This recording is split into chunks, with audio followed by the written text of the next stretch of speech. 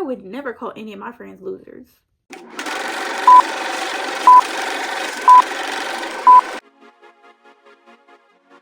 Hey guys, welcome back to my channel. It's your girl Lily. This is Lily's Shelf, and today we're talking about Love is Blind Season 8, Episode 10. So, Lauren is spiraling once again because we found out that Dave has been out all night and basically all day, okay? Dave texted her at 3 a.m. saying he's staying at his apartment, and then she tried to text him back. Her texts were green, which meant that his phone was either dead or off.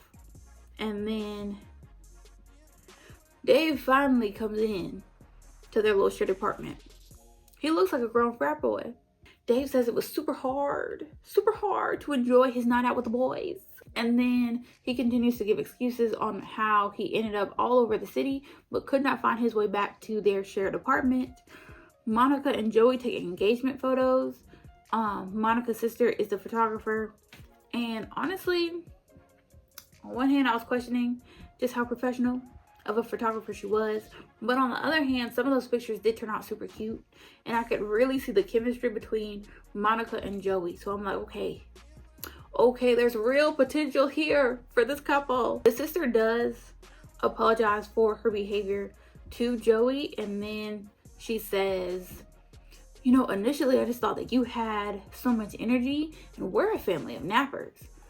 And I'm like, that's all you could come up with. That's all you could think to say. Because Monica and Joey, their rebuttal to that was so cute.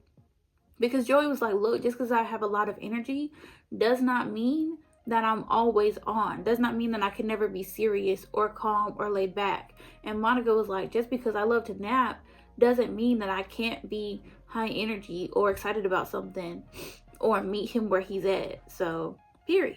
Ben and Sarah talk about the TikTok again. Sarah's clearly going to stick beside Ben, so whatever. Virginia and Devin meet Virginia's mom, and this might be the best parent meetup that we have seen in terms of the questions. Okay, like Virginia's mom, she was real sweet with it, but she was asking them, like, what's your idea of commitment? Devin, you have parents that are, you know, that have been married for a while. What have you seen in their marriage that you want to take into yours? She asked how Devin feels about the fact that Virginia is coming from divorced parents. Like, she was asking the good questions. I wish we would have been able to see Virginia's dad, but I feel like Virginia's mom did a really good job of asking them some really like thought-provoking questions. And then I like that Virginia said she's not rigid, but she is opinionated, because she will listen to other people's opinions and kind of take it in and be able to change her stance based on that if she needs to. But at the same time, she's not a pushover. Like, she will defend her opinions and her thoughts. And I really like that. Lauren and David go to meet Lauren's mom. Lauren's mom was such a little sweetie, but she was also that girl too. Listen, Lauren wasn't standing on business, but the mom definitely was, because Dave, once again, brings up Lauren's fling. Guys, it was a fling. Like, they were friends with benefits, okay? They weren't even dating. It was a friends with benefits situation. Because in one of these episodes, Lauren's like, I didn't end it because there was nothing to end. Like, we were just friends with benefits. We had no obligation to each other, period. And I'm pretty sure the dude that keeps feeding into this just wants some TV time. But lo and behold and lo, we have not seen him yet. So, I guess that plan to get on TV backfired, huh? But the mom was not having it. She was like, look, like, Lauren is sweet. She kind of boring. And I think that's also another issue that Dave has with Lauren, is that she's boring. He wants somebody a little more exciting, I think. But Lauren's mom does say that, like, the whole family has their back, which is good, because Lauren is going to need that support. Taylor and Daniel go on a putt-putt date, talk about the wedding. Not much going on there. Devin and Virginia are laying in bed. I feel like watching the scene And I've seen a couple of comments in other people's videos say that like they think Devin doesn't stimulate Virginia's mind. I'm starting to agree, quite honestly, because Virginia was asking him, like, you know, is there anything that that we need to talk about? Because the wedding is almost here. And like when she finally brings up politics, she lights up. And so I feel like they don't really have super deep conversations like Virginia is wanting.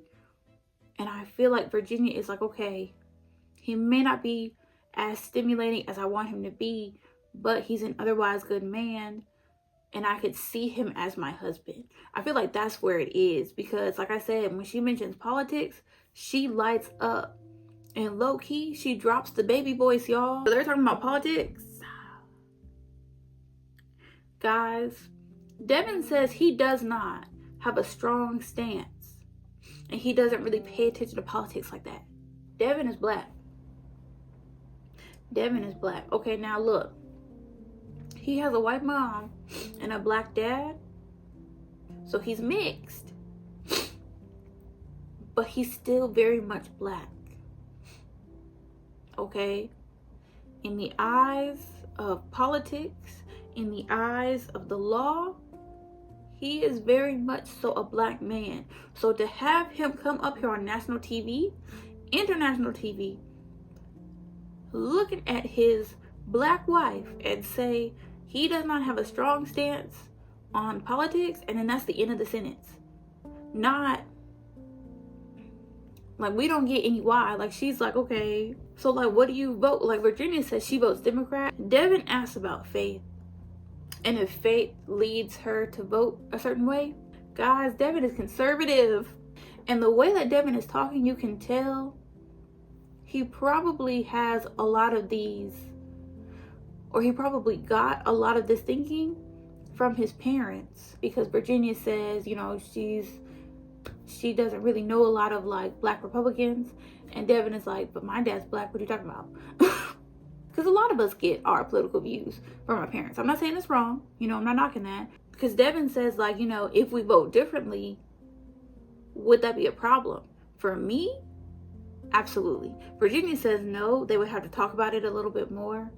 But for me, yes, because that means that you were not voting in my best interest. So how can you look at me and say that you love me every night, but then when it comes down to it, you are voting in a way that shows that you don't? Especially because they talk about abortion, and Virginia's like, you know, ultimately it should be up to the woman, because she's pro-choice. And Devin is like, yeah, but I think that the men should get a say. And Virginia's like, yeah, you know, depending on the circumstances and stuff, the man could give his opinion, but ultimately it should be the woman. And I wholeheartedly agree, because at the end of the day, it's the woman that is risking her life to bring that child into the world. Then we move on to Ben and Sarah, because they go and meet Sarah's sister and her partner.